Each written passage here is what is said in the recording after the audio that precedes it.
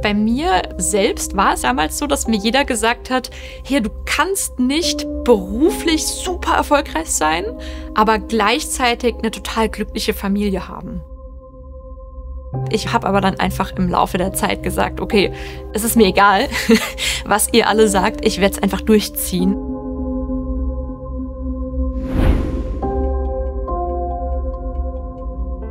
Ich bin Katharina, ich bin Unternehmerin und leite 2 Agenturen, einmal die Boss Up Girl Academy und die Avantgarde Academy. Ich habe gestartet als Mediengestalterin in einer Werbeagentur, habe mich dann weiterentwickelt und bin in den Vertrieb gegangen, dann später in einem großen japanischen Konzern und ja, habe mich dann im Anschluss entschieden, mich selbstständig zu machen.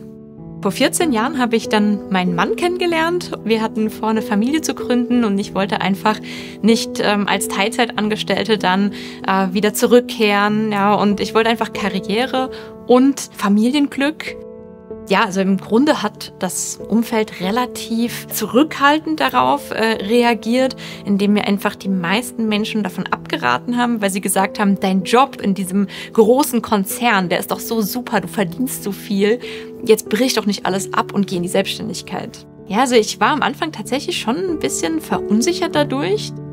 Ich glaube, dass es viele Frauen gibt, denen einmal ja dieses Selbstbewusstsein fehlt, zu gründen. Das liegt aber auch daran, dass viele Personen, unabhängig davon, ob das Frauen oder Männer sind, gar keine Erfahrung haben mit der Gründung und dann diesen Frauen sagen, das ist gefährlich, das ist unsicher und so weiter und so fort.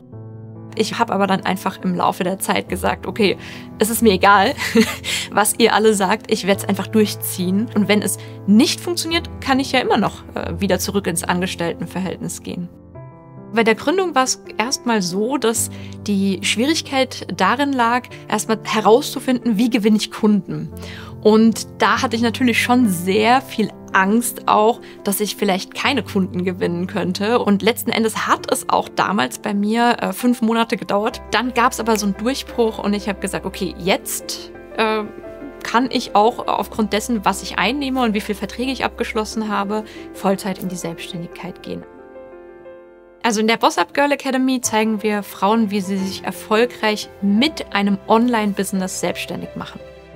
Wenn du dich auch selbstständig machen möchtest oder gründen möchtest, ist es wirklich essentiell wichtig, dich einmal immer weiterzubilden. Das heißt, in dein Wissen, in deine Zukunft, in diese Selbstständigkeit auch wirklich zu investieren und dir das zu nehmen, was dir zusteht. Typische Vorurteile sind, dass eine Frau, die jetzt Chefin ist, ja absolut männlich sein muss. Das ist gar nicht der Fall, ja. Es ist nicht so, dass es immer einen Weg gibt und so genau funktioniert das und dann bist du die beste Chefin der Welt, sondern du musst einfach wirklich wissen, dass jeder Mensch in deinem Unternehmen bestimmte Bedürfnisse hat und wenn du selbst als Führungskraft weißt, wie du damit umgehst, dann hast du eigentlich schon gewonnen. Also ich bin besonders stolz tatsächlich darauf, dass ich Mitarbeiter einstellen konnte. Also das ist für mich etwas, das macht mich extrem glücklich, weil ich sehe, ich kann einfach Menschen einen Job geben, ja, einen Beruf geben, der ihnen Spaß macht. Es macht mich besonders stolz zu hören, wenn meine Mitarbeiter sagen, dass es das Unternehmen ist, mit dem sie sich am meisten wohlfühlen, seit sie angefangen haben zu arbeiten. Hi, ich bin Jan und ich arbeite mit und für Katharina seit knapp einem Jahr.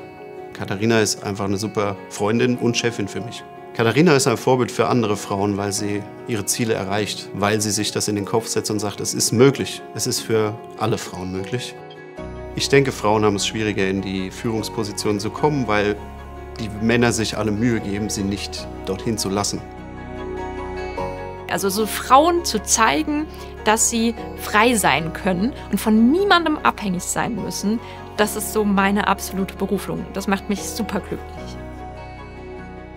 Also Familie und Beruf lässt sich bei mir sehr gut vereinen.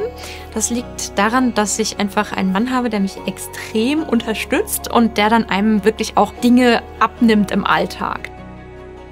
Ich habe ja nur einen Sohn, ja, und das ist schon wirklich anstrengend. Aber es gibt auch Gründerinnen und Unternehmerinnen, die haben 2 oder 3 Kinder und kriegen das auch noch unter einen Hut. Grundsätzlich denke ich, müssten noch bessere Möglichkeiten für Frauen geschaffen werden, dass sie, wenn sie eine Familie gründen und ein Baby haben, dass diese Betreuung dieses Kindes durch Kitas, die gegründet werden, durch eine schulische Betreuung zum Beispiel zusätzlich, dass es einfach mehr Anlaufstellen gibt. Was kann man von mir noch lernen? Vielleicht einfach mutig zu sein und manchmal auch Verrücktes zu tun. Ja? Einfach zu sagen, komm, ich ziehe das einfach durch. Es ist egal, was andere sagen. Ich mache es einfach. Ich starte jetzt einfach. Ich fange an.